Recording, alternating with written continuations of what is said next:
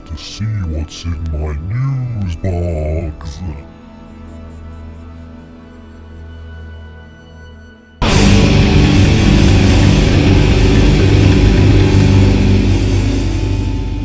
Hello, and welcome to the inaugural episode of my news box.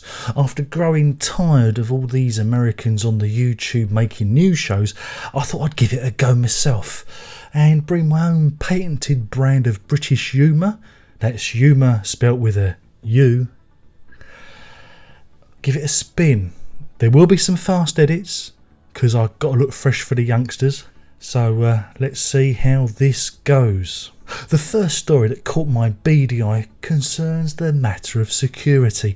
In these days of face recognition cameras and the spectre of Big Brother, where are you, George? Sometimes it can be pretty hard to get some privacy. And if you're a multi-millionaire CEO of a multinational company, no, I'm not talking about Bruce Wayne, and you're spending $2.7 million a year to protect yourself, you'd expect to get good value for money. For Michael Dell of computer giants Dell, bit obvious that one, he thought he had all his security problems tied up in a big pink bow. But what he hadn't reckoned on is his teenage daughter. No, she'd been busy on the Twitter and the Facebook detailing her every move, and so she gave the precise locations to all her followers. Shopping trip tweeted, graduation dinner Facebooked. It was a kidnapper's charter until her dad discovered it and put the kibosh on the lot.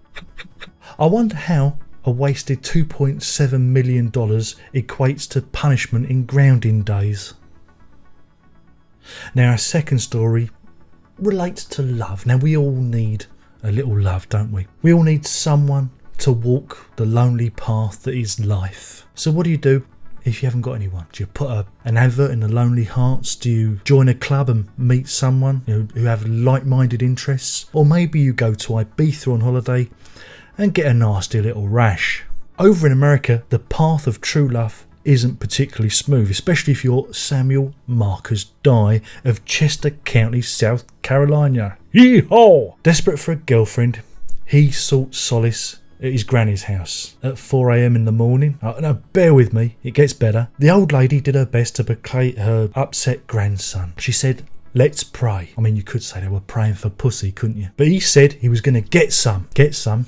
That sounds like a failed advertising slogan. Get some! Then Samuel Marcus Dye pulled out a hammer, started beating his granny over the head and tried to have sex with her. Now, stop me if I'm wrong, but I don't think beating someone over the head with a hammer is foreplay. Is it? Unless I've been reading the wrong sort of books. Anyway, the scene was brought to an abrupt end when Dye's father turned up after hearing all the screaming, obviously. And he found his son on top of his mother with his trousers round his ankles. Now reading this out makes it sound like a dark and twisted Ray Cooney farce or a carry-on film directed by David Lynch. Anyway, old lover boy is now charged with attempted murder and attempted criminal sexual contact. He should have left the hammer at home and just taken extra lube instead. Silly boy. But let's end all this on a positive note and turn our attention to an uplifting animal story. London, the pit bull, named after the London 2012 Olympic Games, had a nasty fall and had to have both his front legs amputated after his uncaring owners didn't get him treated for a month. The bastards. No, don't cry. Put your hankies away, you soft, silly sods. There's a happy ending, remember? Because he was rescued by Amanda Geese of Panda Paws Animal Sanctuary, and with some good old-fashioned TLC, he started walking on his back legs like a regular person. Look, he wants to be people. And you can see the picture in the link in the description below. Can't post it because of the copyright and stuff. Hopefully you've enjoyed this brief excursion, and maybe I'll threaten you with more of these newsy type things in the future. My name's been Darren. I've been talking news, and I've been letting you have a little look inside my news box. Ta-ta!